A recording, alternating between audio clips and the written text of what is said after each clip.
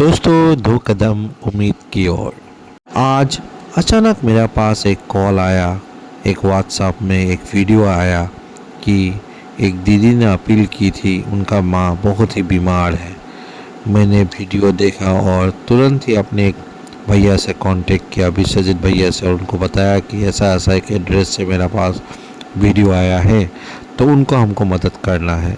थोड़ा देर बाद भैया उनका घर पहुंच गए और वहां से हमको फ़ोन करके बताया गया कि ये दीदी का माँ है और माँ का उम्र लगभग 80 इयर्स का आसपास है और वो एक बड़ी बीमारी से जूझ रही है।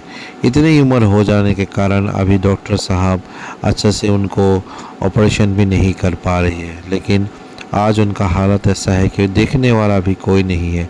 हमने तुरंत ही अपना तरफ से उनका जो भी कुछ बन सके अपना तरफ से मेडिसिन खरीदने के लिए, घर चलाने के लिए व्यवस्था कर दिया है। और मैंने विश्वजीत भैया को ये भी बताया है कि जितना भी हो सके हम लोग अपना तरफ से करेंगे उनका लिए, क्योंकि ये बुढ़िया माँ बहुत ही बीमार है और हम चाहते हैं कि हम अपना तरफ से जितना हो सके उनका लिए कुछ कर गुजरे।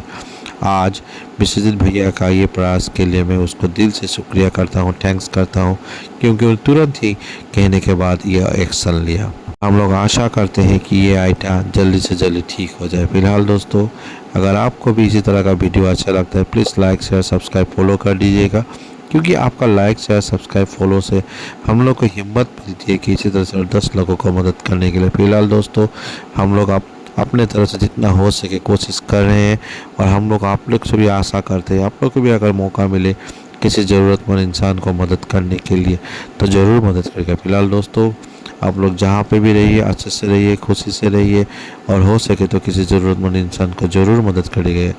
लव यू ऑल दोस्तों, टेक केयर, बाय बाय।